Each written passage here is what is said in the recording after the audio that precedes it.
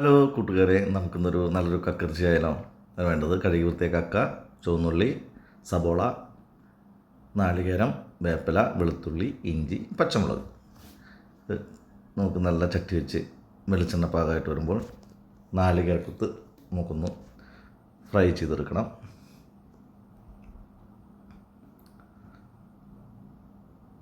ഏകദേശം നാളികേരക്കുത്ത് ഫ്രൈ ആയിട്ടുണ്ട്.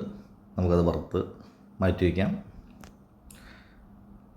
അതിനുശേഷം നമുക്ക് കുറച്ച് ഉലുവ, അതുപോലെ ഒരു നുള്ള് കടുക് ഇട്ടൊന്ന് പൊട്ടിക്കണം.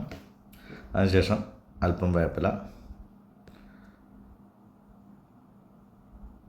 കുറച്ച് പച്ചമുളക്, ഒരു 5-8 പച്ചമുളകാണ് എടുത്തിട്ടുള്ളത്. നാടൻ പച്ചമുളകാണ്, വെള്ള പച്ചമുളക് എന്ന് പറയില്ലേ, നമ്മുടെ പച്ചമുളക് എടുത്തിട്ടുണ്ട്. എനിക്ക് അല്പം നമ്മൾ മാറ്റി വെച്ചിട്ടുള്ള ചുവന്നുള്ളി ഇട്ട് കൊടുക്കുക, ഒരു 10-15 ചുവന്നുള്ളി. അടുത്തതായി ചേർക്കേണ്ടത് സബോളയാണ്. ഒരു മീഡിയം 3 സബോളയാണ് എടുത്തിട്ടുള്ളത്. നമ്മൾ ഇന്നത്തെ കക്കറിച്ചിയുടെ അളവെന്ന് പറയുന്നത് 1 കിലോളം ഇട്ട കക്കറിച്ചി. ചുവന്നുള്ളി ഇട്ട് ഏകദേശം 1 മിനിറ്റോളം ആകുമ്പോൾ നമ്മൾ കൊത്തി നന്നായി ചെറുതാക്കി അരിഞ്ഞ് വെച്ച സബോള ആഡ് ചെയ്ത് കൊടുക്കുകയാണ്. സബോള നന്നായി വഴറ്റിയെടുക്കുക. ഇതിൽ ചേർക്കുന്ന പൊടികൾ നമ്മൾ ചേർക്കുന്ന എന്തൊക്കെയാണെങ്കിൽ മഞ്ഞൾപ്പൊടി ഒരു 1/2 സ്പൂണ്, ഒരു 2 സ്പൂണോളം മല്ലിപ്പൊടി ആഡ് ചെയ്യണം. അതുപോലെ മുളക് പൊടി 3 സ്പൂണ്, സാദാ മുളക് പൊടിയാണ് ആഡ് ചെയ്തിട്ടുള്ളത്. മഞ്ഞൾപ്പൊടി, മല്ലിപ്പൊടി,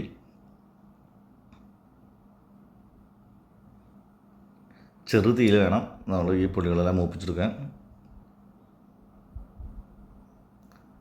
ശേഷം നന്നായി പൊടികളിലെല്ലാം പച്ചമണം പോകണം വരെ നന്നായി മിക്സ് ചെയ്ത് വെക്കുക.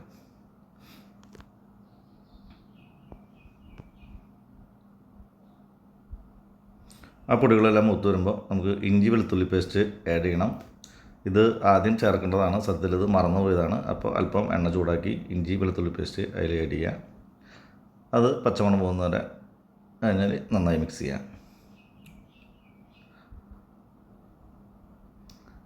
ഇനി നമുക്ക് കക്കറിച്ചി, വൃത്തിയാക്കി വെച്ച കക്കറിച്ചി ആഡ് ചെയ്യാവുന്നതാണ്.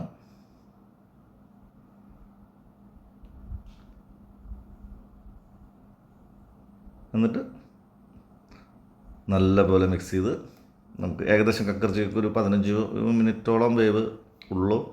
അപ്പോൾ അത് നോക്കി നന്നായി മിക്സ് ചെയ്ത് അല്പം ഉപ്പ് ചേർത്ത്, പാകത്തിനുള്ള ഉപ്പ് ചേർത്ത് കുറച്ച് നേരം ഒന്ന് മൂടി വെച്ച് വേവിക്കുക, ഒരു 10 മിനിറ്റോളം. അതിൻ്റെ ഇടയിൽ നമ്മൾ ഇടയ്ക്ക് അടി പിടിക്കാതിരിക്കാൻ നമ്മളൊന്ന് ഇളക്കി കൊടുക്കണം, അല്ലെങ്കിൽ അടിയിൽ പിടിച്ച് പോവും.